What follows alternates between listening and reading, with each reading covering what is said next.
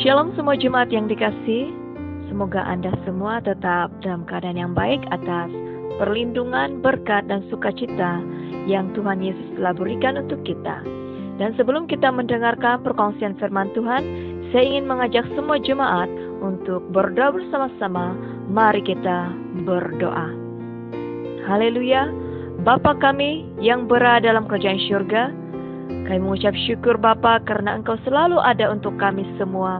Sehingga walaupun apapun pergumulan yang kami lalui setiap waktu, kami dapat menempuhnya satu persatu karena Engkaulah yang menyertai kami.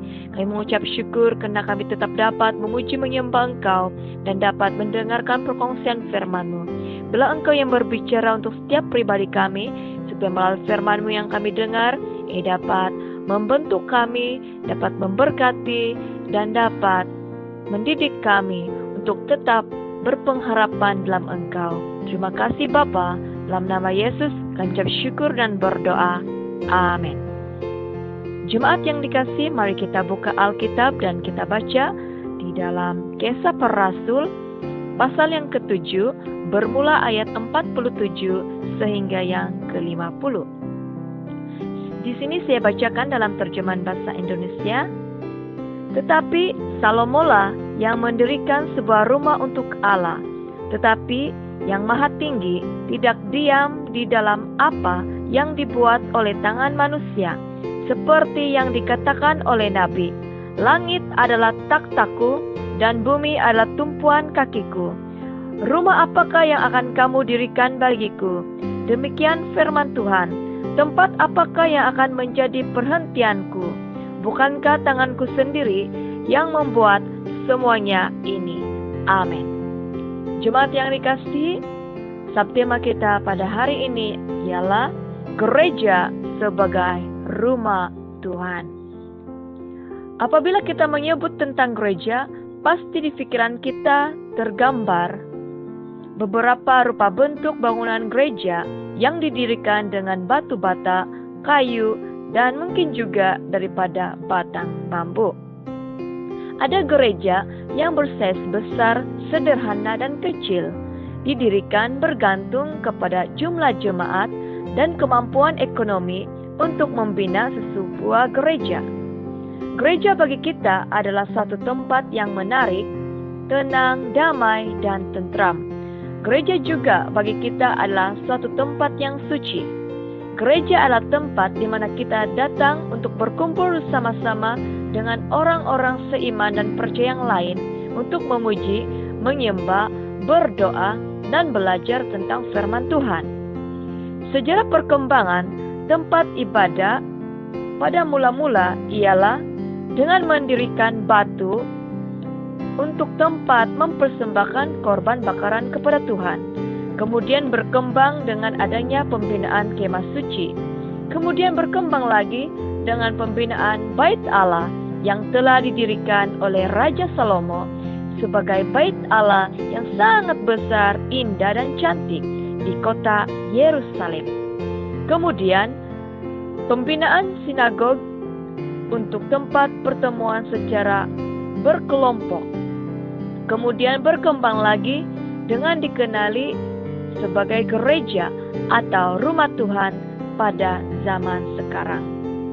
Jemaat yang dikasihi, sehebat manapun, secantik manapun, dan semewah manapun rumah kediaman kita, tidak akan pernah menandingi keistimewaan dan keunikan sebuah gereja sebagai rumah Tuhan. Ada banyak orang yang tidak suka duduk diam di rumah sendiri, karena seringkali ada serangan seperti halilintar yang menyakitkan hati, menekan emosi, membekukan pikiran, seringkali bertengkar, bergaduh, saling mengutuki, dan sebagainya. Akhirnya ahli keluarga lebih suka lari dari rumah, tinggalkan rumah, dan cari tempat yang lebih baik buat dirinya lebih merasa tenang dan damai. Ada banyak orang yang jatuh dalam dosa ketika timbul situasi seperti ini. Ada orang yang akan mencari kenikmatan dan ketenangan diri dengan minta dilayani oleh orang-orang yang tidak baik dan melakukan perbuatan-perbuatan yang tidak benar. Hal ini harus dipandang serius oleh kita semua. Namun, tidak semua orang juga berbuat seperti itu. Ada juga orang yang percaya dan orang Kristen yang beriman akan pergi ke gereja, yaitu rumah Tuhan, untuk mendapatkan ketenangan, kekuatan, dan minta dilayani oleh hamba Tuhan supaya mereka dapat didoakan dan dipulihkan. Syukur jika kita buat seperti ini, dan bersyukurlah hai istri-istri jika suami Anda datang ke gereja ketika Anda memandang rendah dengannya. Bersyukurlah hai suami-suami jika istri Anda datang ke gereja saat Anda menyakiti hatinya. Bersyukurlah hai ibu bapa jika anak-anak Anda datang ke gereja saat Anda memperlakukannya dengan tidak benar, karena jiwanya masih terselamat daripada godaan pelayan-pelayan duniawi di luar sana. Justru gereja bukan setakat didirikan untuk tempat kediaman, tetapi juga sebagai rumah pemulihan emosi, pikiran, jasmani, dan rohani kita. Amin. Gereja seharusnya menjadi tempat untuk kita merasakan suasana sebagai rumah yang penuh dengan kasih sayang, ketenangan, dan damai sejahtera, agar menjadi sebuah tempat untuk kita mendapatkan perteduhan, perlindungan, dan penghiburan. Jika kita tidak mendapat kasih sayang, perhatian, dan sokongan dari keluarga dan rumah kita sendiri, sekurang-kurangnya gereja menjadi satu tempat untuk kita merasakan kasih sayang seorang bapa dan kasih sayang daripada seorang pribadi yang bernama Tuhan Yesus. Amin. Jemaat yang dikasihi, Raja Daud tidak diizinkan Tuhan untuk mendirikan bait Allah karena Raja Daud sudah mencemari tangannya dengan perbuatan dosa. Tuhan memilih Raja Daud, yaitu anak kepada Raja Daud, yaitu Raja Salomo, untuk membina bait Allah sehingga selesai. Di sini kita belajar bahwa Tuhan tidak senang dengan perbuatan dosa yang kita lakukan, karena itu akan mencemari hubungan kita dengan Tuhan.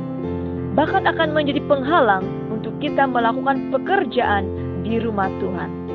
Yang kedua, Tuhan tidak terkesan dengan pembinaan bangunan gereja, keindahan seni ukuran gereja, kemewahan bangunan gereja, dan size gereja yang dibuat oleh tangan manusia sendiri untuk Tuhan. Tetapi Tuhan sangat senang dengan orang yang memiliki kerendahan hati, di mana kita menyadari bahwa tanpa penglibatan Tuhan dalam hidup kita, maka kita tidak punya apa-apa.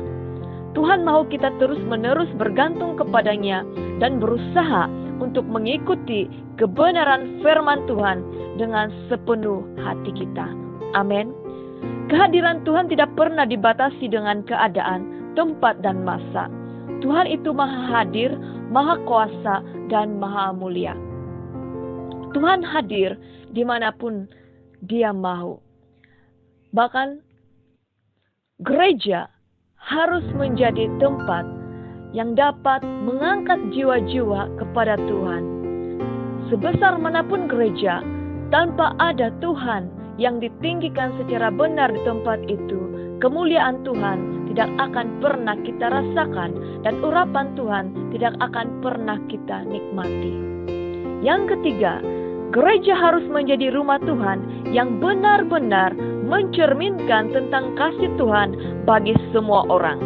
Gereja adalah tempat yang suci dan kudus, maka kita harus menjaga dan menghargainya.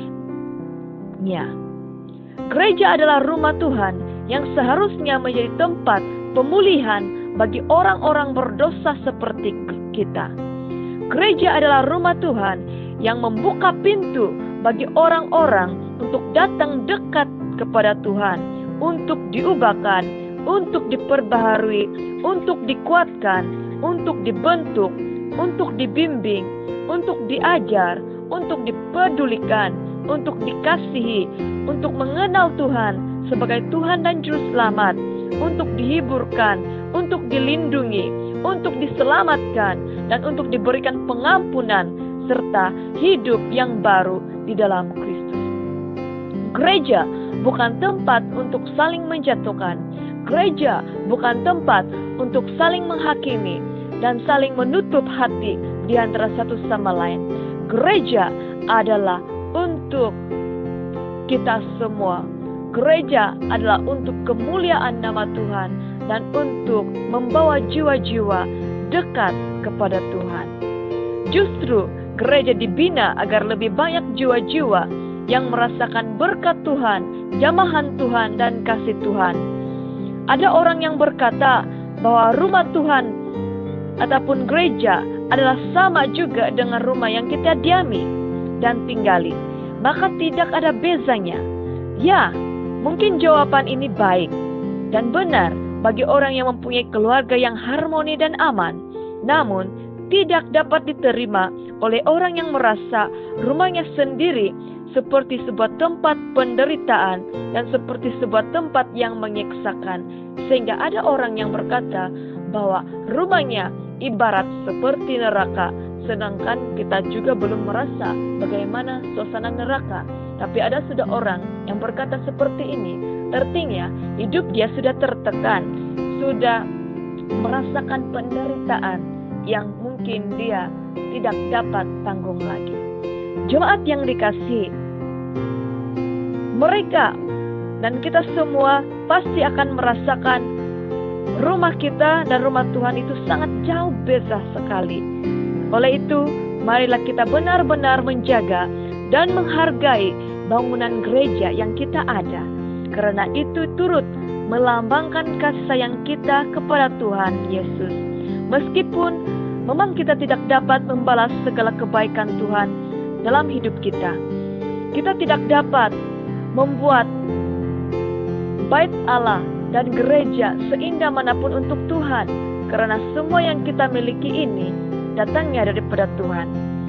Meskipun mungkin bangunan gereja kita tidak dapat ditandingi dengan kemuliaan, kebesaran, dan kekuasaan Tuhan kita, namun apabila kita benar-benar menempatkan Tuhan sebagai fokus yang terutama dalam kehidupan kita, maka Tuhan pasti akan memberkati, menyertai, dan menaungi kita semua. Amin.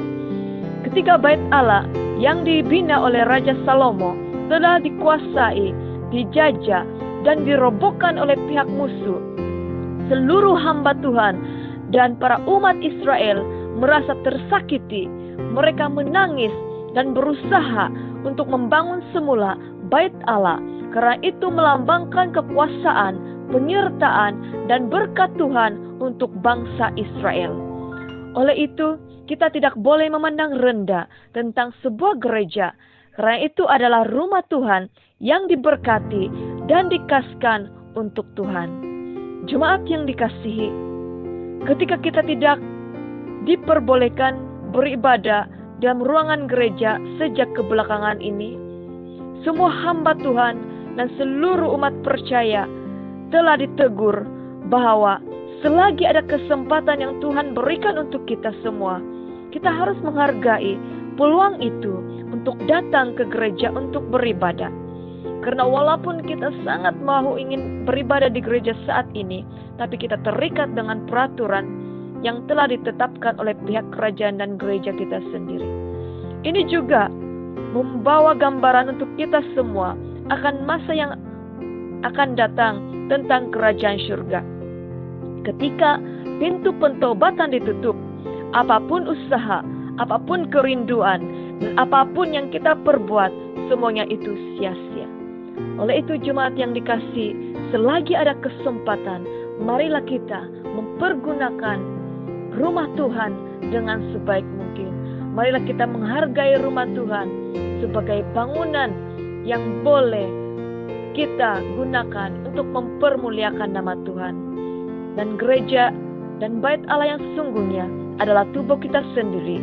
Marilah kita menetalayani tubuh kita ini agar kuasa, berkat, sukacita, dan damai sejahtera daripada syurgawi menyertai kita senantiasa.